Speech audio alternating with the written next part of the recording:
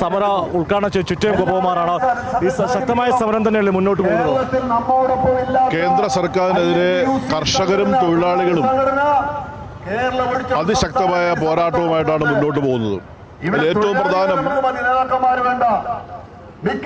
ഈ കേന്ദ്ര സർക്കാർ 29 തൊഴിൽ നിയമങ്ങളെ ക്രോഡീകരിച്ച് 4 ലേബർ കോഡ് കൊണ്ടുവന്ന് തൊഴിലാളികളെ യഥേഷ്ടം പിരിച്ചുവിടാനും മുതലാളിമാരെ സഹായിക്കാനും സംരക്ഷിക്കാനുള്ള സമീപനമാണ് അവർ സ്വീകരിച്ചത്.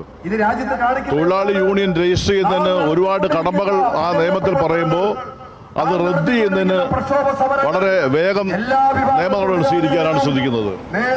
അതോടൊപ്പം തന്നെ കഴിഞ്ഞ ഇന്ത്യയിൽ നടന്ന കർഷക സമരം, ആ കർഷക സമരത്തിന്റെ അത് അവസാനിപ്പിക്കും 11 കരാർ നടപ്പാക്കാമെന്ന് ഗവൺമെന്റ് ഉറപ്പ് നൽകിയിരുന്നു. എന്നാൽ 11 കരാർ നിയമങ്ങൾ നടപ്പാക്കാമെന്ന് ഗവൺമെന്റ് പറഞ്ഞുവെങ്കിലും ആ അവർക്ക് കൊടുത്ത വാക്ക് പാലിക്കാൻ ഈ സർക്കാർ തയ്യാറായിട്ടില്ല.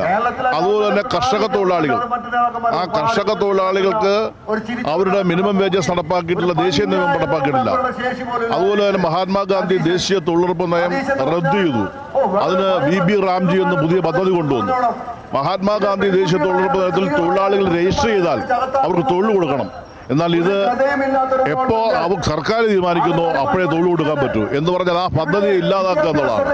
അങ്ങനെ കർഷകരെയും തൊഴിലാളികളെയും അതുപോലെ തന്നെ ട്രേഡ് യൂണിയൻ രംഗത്തേക്കുന്ന പൊതുമേഖലയിൽ പണിയെടുക്കുന്ന തൊഴിലാളികൾ അടക്കം ദ്രോഹിക്കുന്ന ഈ സമീപനത്തിനെതിരെ ദേശവ്യാപകമായി കർഷകരും തൊഴിലാളികളും യോജിച്ച് നടത്തുന്ന പ്രക്ഷോഭത്തിന്റെ ഭാഗമായിട്ടാണ് ഇന്ന് ഇന്ത്യയിലെമ്പാടും തൊഴിൽ സമരം നടക്കുന്നത്. ഈ സമരം അതിശക്തമായി മുന്നോട്ട് കൊണ്ടുപോകും.